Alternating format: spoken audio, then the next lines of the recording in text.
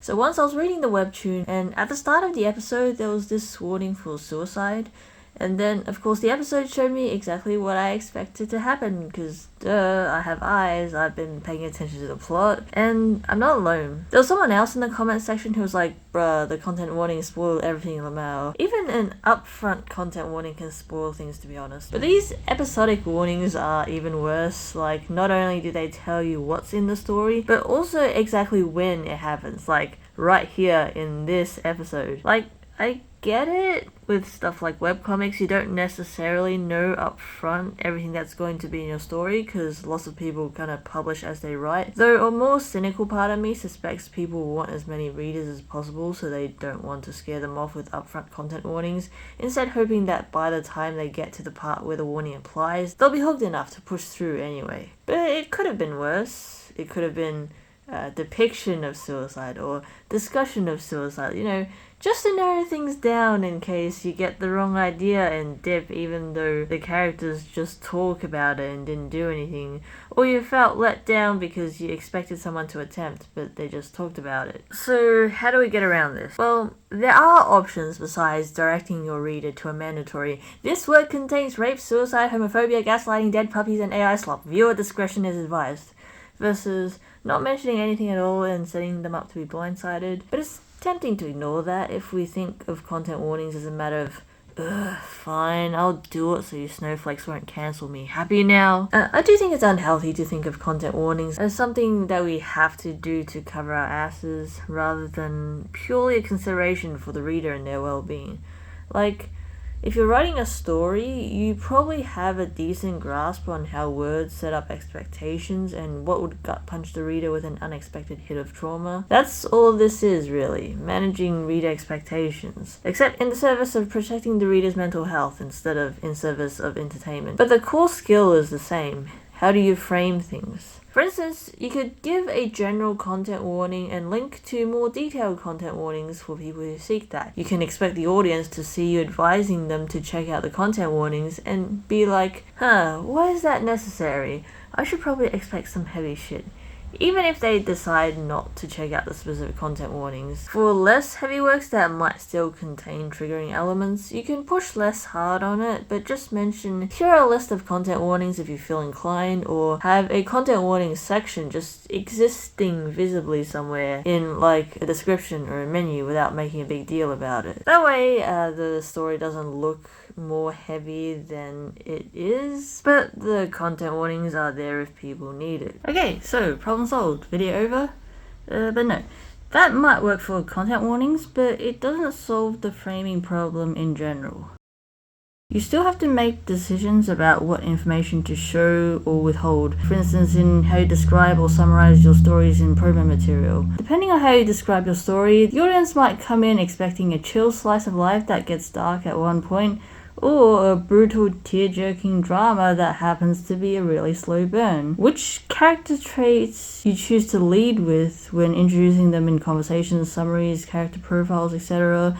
will impact your reader's experience of their character arc. A character trait could be an outright spoiler you keep hidden, so it'll be a gut punch when it's revealed, or the most basic 101 fact that the reader knows from the get-go, informing how they interpret everything the character does, and possibly drawing them to your story to begin with because they found this character they relate to, when they'd otherwise have no interest in your story and no reason to read it. For instance, I have this character with moral OCD. Do I say that up front so people looking for representation will come check out my work? Or do I keep it hidden so that readers can infer it from their actions and get hit with that aha moment when it's revealed? Or so I can see if they speculate about it and make headcanons about it because it's never revealed. I don't know. I want to have my cake and eat it too, but I can't. I have to choose. Or maybe you shouldn't worry too much about how to frame your story, because ultimately it doesn't matter that much. The more well-known a work becomes, the less control you have over how it's framed or introduced to new audience members, because a larger proportion of them would be introduced via word of mouth from other audience members who've gone through the story and are talking about it. For instance, I first encountered mouthwashing via descriptions about how media handled a particular theme. Apparently, many people who played mouthwashing, especially when it first came out,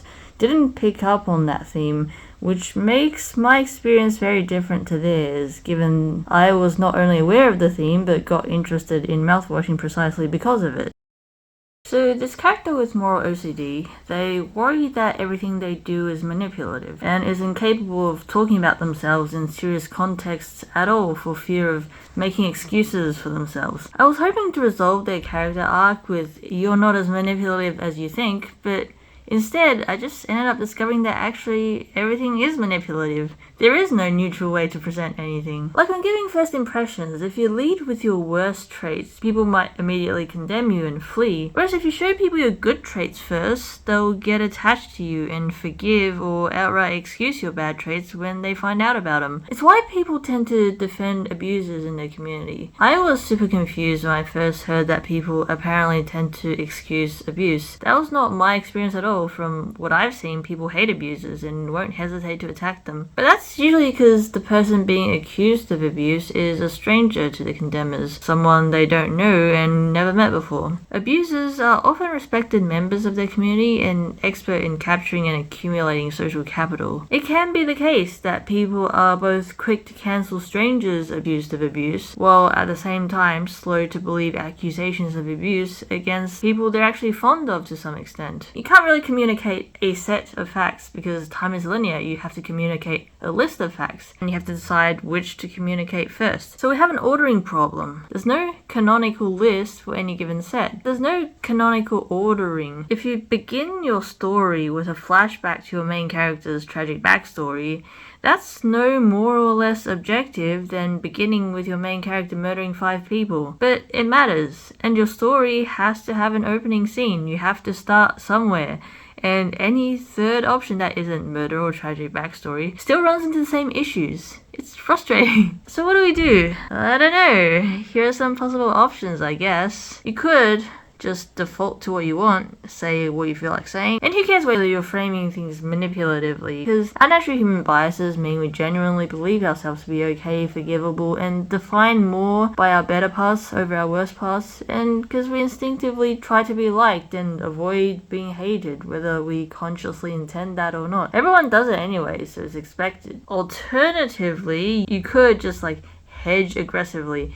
You can frame things the exact opposite to what your agenda is. Frame yourself as bad, frame your beliefs as bad. When posting on r/am I the asshole, pretend to be the other person because you know that people default to sympathizing more with the OP. This path leads to OCD hell, and people are not going to give you the benefit of the doubt either. Most people frame themselves to look good, so no one's going to stop and think, hold on, is this person trying to make themselves look bad? Because it's just that uncommon. From a casual glance, a sufficiently advanced hedger who worries about being a bad person and is too attuned to fishing for reassurance to ask for it outright is indistinguishable from a genuinely bad person. Right now, I'm leaning towards saying your piece, but also allowing others to say their piece without censoring them. Allow a plurality of perspectives and narratives. Resist the defensive urge to squash and silence a hurtful narrative. Instead, focus your efforts on making sure your own narrative is not being silenced. I think people would usually converge to reasonably charitable narratives as a detente, because they'd want you to be charitable to them as well when they're in your position. Attention! I am now going to say some sexual, controversial, and or disturbing words in order to get this video demonetized. If you're listening to this playing in the background, please pause the video right now if you don't want to hear it. Anal, bang bros, BDSM, blowjob, boobies, coming, cum shot, cunt, dick, dildo, fuck ass, gangbang, genital, grope, ISIS, molest, suicide, poops, rape, shat, shit, slut,